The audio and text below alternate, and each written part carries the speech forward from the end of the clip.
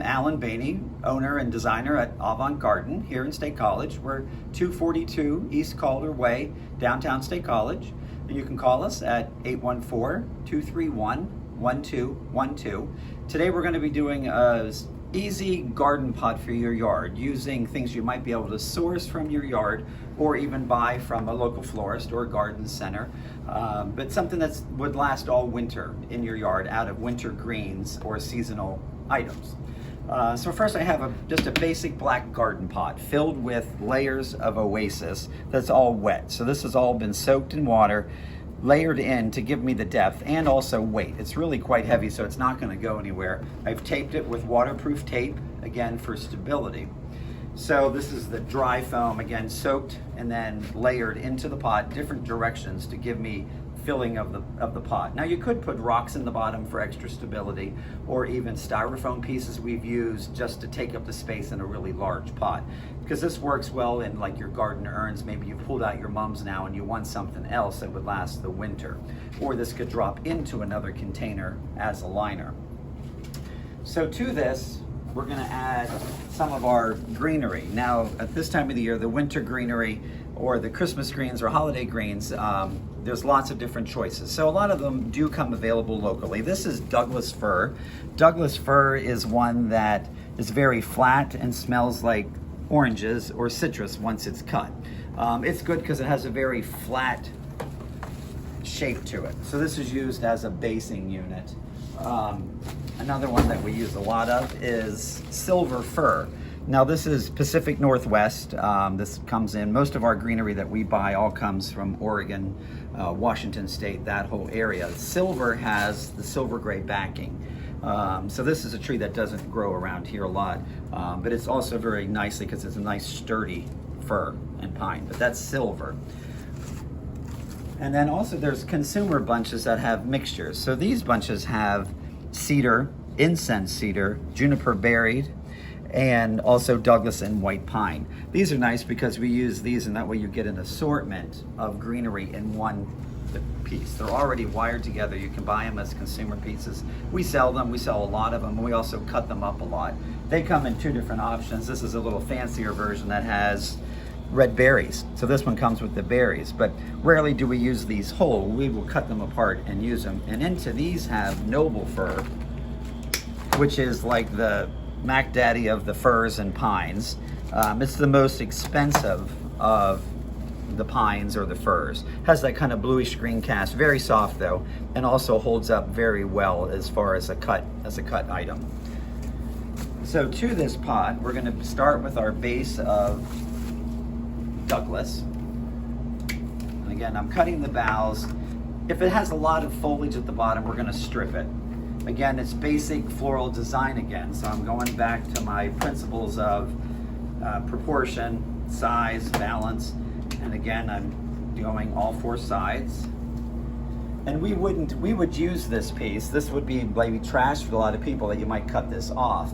But if you're doing pots like this, we would use this as a filler. So this is gonna go right into my pot.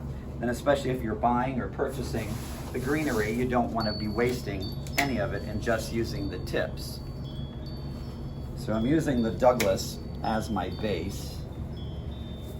So again, like with floral design, I've done all around. This is my perimeter or my shape of the arrangement. So to this, I'm gonna add some of my silver. This is going to give us another color. You can see the color difference between the Douglas and the silver.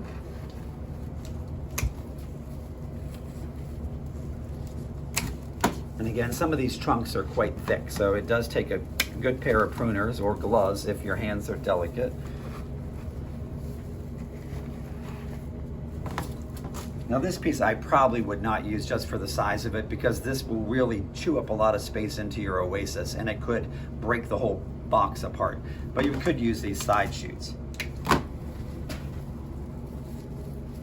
So to this then we need something vertical. So this is local white pine, which this was harvested from, this is like from the Bloomsburg area where we get our suppliers from our fresh flowers.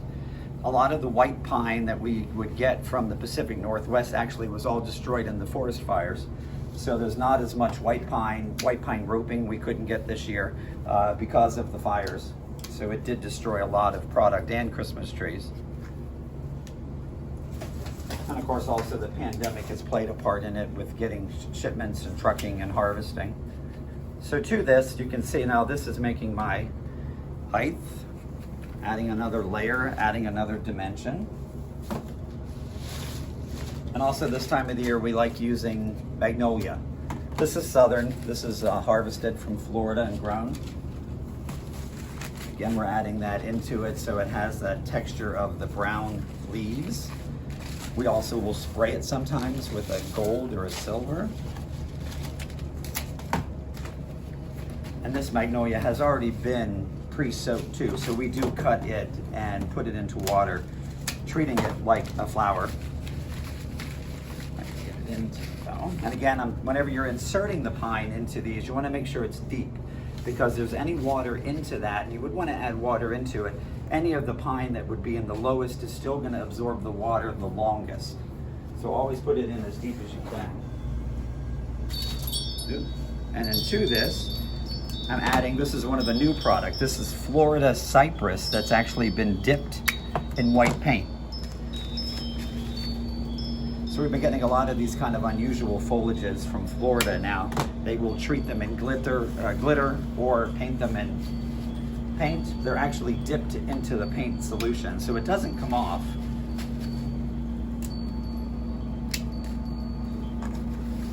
So this is adding that little bit of frosted feeling to it.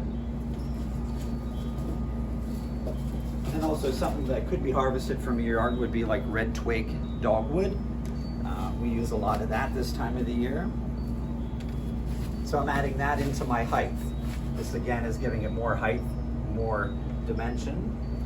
So Alan, I have a question. How do you know when you're done?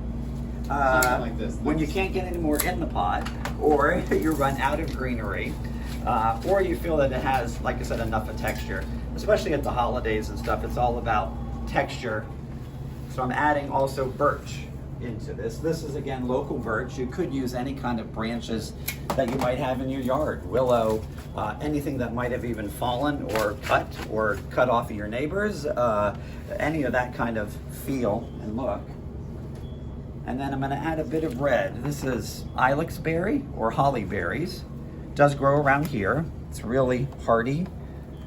If you're buying it, it tends to be expensive, but it does really hold and it is great. The birds love it.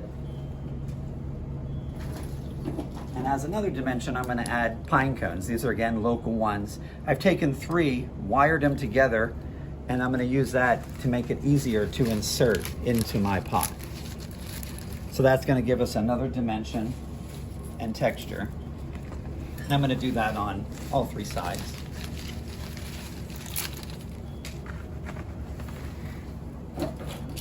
Now this is bunch wiring, so I have 3 pine cones. I take a wire, just wrap it around all of them. And if you needed a bit of stability or stem, you can use a piece of your stem from your pine to use that to make it more easily to insert. So there we have a easy, pretty inexpensive pot that you could use as your urn, or use it at your front door, or your foot of your stairs, or even outside a garage door. Lots of different places that you need to have a little bit of life, a little bit of seasonal greenery. Again, the products could be purchased at Avant Garden Floral, and we're here at 242 East Calder Way, downtown State College. Our website is avantgardenfloral.com. Happy holidays.